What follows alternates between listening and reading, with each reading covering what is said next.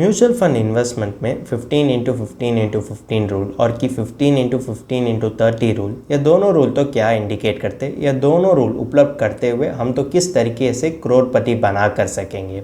आज यह वीडियो में इसके बारे में एनालाइज करते। चलो वीडियो शुरू करते। हेलो दोस्तों, welcome to holistic investment dot in YouTube channel. 15 into 15 into 15 rule, इसमें देखें तो पहले 15 होता है कि SIP अमाउंट, इसका अर्थ होता है कि इन्वेस्टर तो 15,000 इन्वेस्ट करने की ज़रूरत पड़ती है। दूसरे 15 होते हैं कि रेट ऑफ रिटर्न, इसका अर्थ होता है कि इन्वेस्टर के लिए 15% रेट ऑफ रिटर्न मिलते हैं।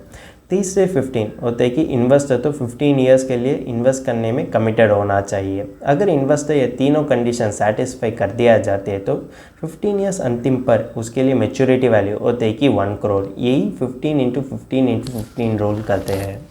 15 इंटू 15 इंटू 30 रूल तो क्या होते हैं, इसमें पहले 15 होते हैं कि 15,000 इन्वेस्टमेंट और दूसरे 15 तो पहले रूल की तरह ये तो रेट ऑफ रिटर्न को इंडिकेट कर दिया जाते हैं और 30 देखें तो ये तो 30 ईयर्स टाइम फ्रेम को इंडिकेट कर दिया जाते हैं।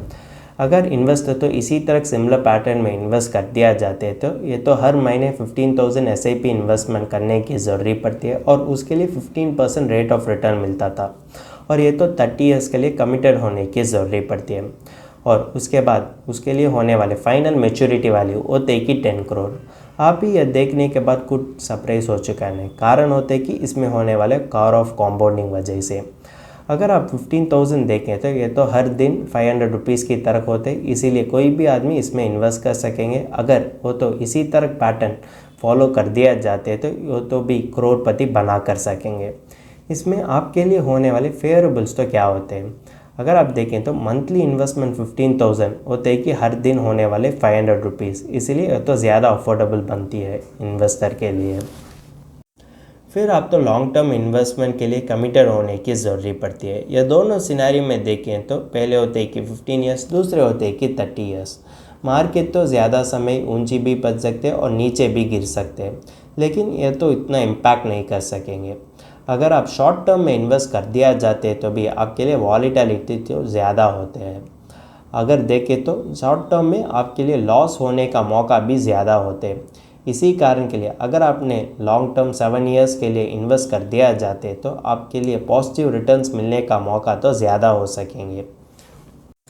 तीसरी चीज़ होता है कि आप तो हर महीने डिसिप्लिन मैनर में इन्वेस्ट करने की ज़रूरत पड़ती है। अगर आप इसी तरह इन्वेस्ट कर दिया जाते हैं तो आपका सभी इन्वेस्टमेंट्स के लिए आपको रुपी कॉस्ट एवरेजिंग भी मिलते हैं। जब मार्केट तो ऊंची पड़ती है और जब मार्केट तो नीचे गिरते हैं तो भी आप तो इन्वेस्ट करने की ज़रूरत पड़ती है।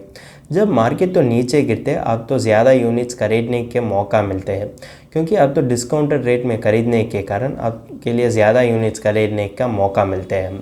और जब मार्केट तो ऊंची गिरते हैं उसी समय आपका यूनिट्स का वैल्यू भी राइज होते हैं, जिसके वजह से आपके लिए भविष्य काल में होने वाले रिटर्न्स भी ज़्यादा अच्छा हो सकेंगे। और इसमें देखें तो पावर ऑफ कॉम्पाउंडिंग भी आपके लिए फेवरेबल चीज़ होते हैं, जिसके वजह से वो तो आपका रिटर्न्स तो और भी बढ़ा कर सकेंगे। यह 1 करोड़ रुपये और 10 करोड़ रुपये तो अनइमेजिनेबल की तरह होते हैं, लेकिन अगर आप इसी तरह SIP इन्वेस्टमेंट को फॉलो कर दिया जाते हैं तो यह तो पूरे तरीके से पॉसिबल होते हैं।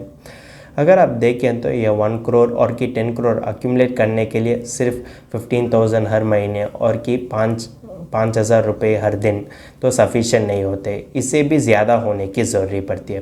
क्योंकि अगर देखें तो वो चीज़ नहीं होते तो आपके लिए ये 1 करोड़ और 10 करोड़ अक्यूमुलेट करने में ज़्यादा मुश्किल पड़ सकेंगे। अब उस चीज़ के बारे में हम बात करते हैं।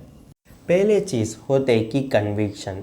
जब आप इक्विटी फंड में इन्वेस्ट कर दिया जाते हैं तो आपके लिए विश्वास होना चाहिए कि ये तो लॉन्ग रन में अच्छा रिटर्न्स कमा कर सकेंगे। अब तो जनरली इक्विटी मार्केट पर भरोसा रखने की ज़रूरत पड़ती है। अगर आपके पास कन्विक्शन नहीं है तो आप तो किसी भी कारण के लिए SIP को रुक भी कर सकेंगे। अगर आप देखें तो दूसरी चीज़ होती है कि पेशेंस। इक्विटी फंड में आपको पेशेंस की ज़रूरत पड़ती है। अगर आपके पास पेशेंस नहीं है तो आप तो SIP को कंटिन्यू करने में ज़्यादा मुश्किल पड़ सकेंगे। आप तो मार्केट रिसेशन और कि मार्केट जो भी करेक्शन आए तो भी आप तो ज़्यादा सोचते हैं कि आप मैं SIP कंटिन्यू करूँगी या नहीं, क्योंकि यह समय में देखें तो इक्विटी फंड FD से भी कम रिटर्न तो दे सकेंगे और कुछ परिस्थितियों में देखें तो आपका प्रिंसिपल भी कम पड़ती है।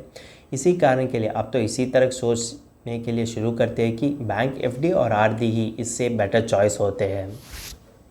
इसी समय अब तो वॉरेन बफेट कहने वाले यह विषय पर ध्यान रखने की ज़रूरी पड़ती है। वॉरेन बफेट तो यही कहते हैं कि स्टॉक मार्केट एक मैकेनिज्म की तरह होते हैं जो इम्पेशेंट इन्वेस्टर से पेशेंट इन्वेस्टर्स के लिए वेल्थ को ट्रांसफ़र कर दिया जाते हैं।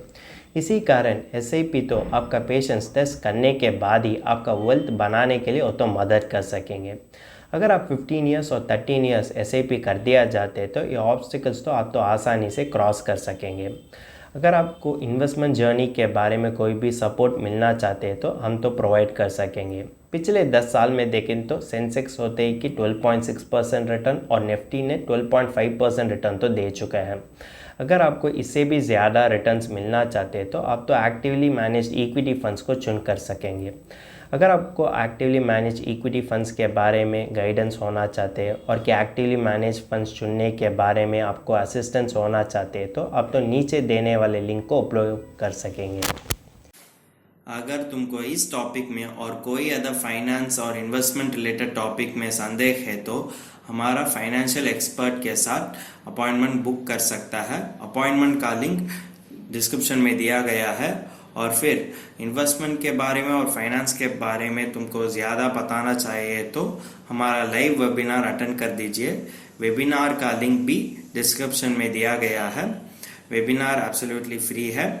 इस वीडियो तुमको पसंद है तो लाइक कर दीजिए, फ्रेंड्स के साथ शेयर कर दीजिए और ज़रूर सब्सक्राइब कर दीजिए। धन्यवाद।